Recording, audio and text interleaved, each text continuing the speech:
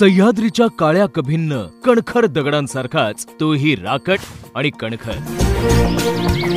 लढण्याचं बळ जणू सातारच्या मातीतूनच त्याच्या अंगी भिनलेलं. याच मातीचा धुरळा उडवत आजवर त्यानं बैलगाडा शर्यतीतून निर्माण केली स्वतःची ओळख.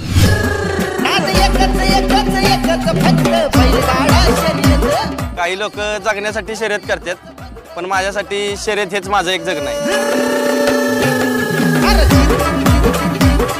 लोहारे गावचा हाच अथर्या चल भावा सिटीत आला तो त्याच्यातील अथर्व जगतापचा शोध घ्यायला.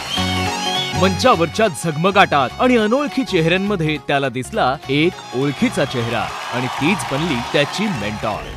मराठमोळी थोडीशी साधी भोळी स्वागतीचा भारी बायको पाहिजे नखरेवारी.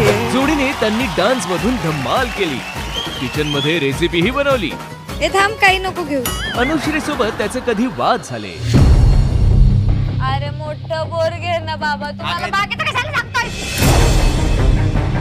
आणि अनुश्री त्याच्यासोबत नसल्यामुळे सुद्धा वाद झाले. तुम्ही काय म्हणला पार्टनर बरोबर आपल्या बरोबर, पण हा खेळ आहे मित्रा, नको बरोबर नाही करायचं मला असं.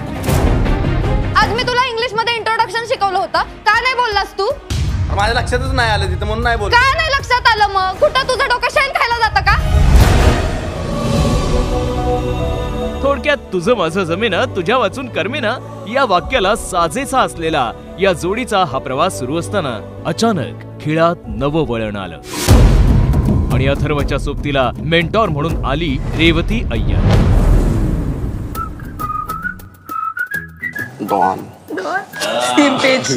Same page. अथर्वच्या एनर्जीला मॅच करत रेवतीने त्याच्या खेळात आणली जान आणि स्किटच्या टास्क मध्ये या जोडीला पहिल्यांदा मिळाला विजेत्याचा मान. माझ्याकडे निमोनियाचं औषध आहे, सर्दीचं नाहीये. मुंबई मॅन्शन मध्ये यांचे प्रत्येक टास्क जोरदार रंगत असताना एका टप्प्यावर रामाच्या एका चुकीमुळे ते आले नॉमिनेशन मध्ये. अथर्व आणि रेवती सर ते चांगलं खेळतात त्याच्यामुळं. आणि महाटास्क मध्ये त्यांना मिळालं रिटर्न तिकीट. मी ज्या इज्जतीने इथं आलेलो त्याच इज्जतीने घरी चाललोय. आपण कोणाला काय फसवून बिसवून असं काही उलट पालट करून नाही चाललो. परंतु प्रेक्षकांच्या अपार प्रेमामुळे त्यांना खेळात मिळालं पुन्हा स्थान. आणि गोव्यामध्ये त्यांना मिळाली वाईल्ड कार्ड एंट्री.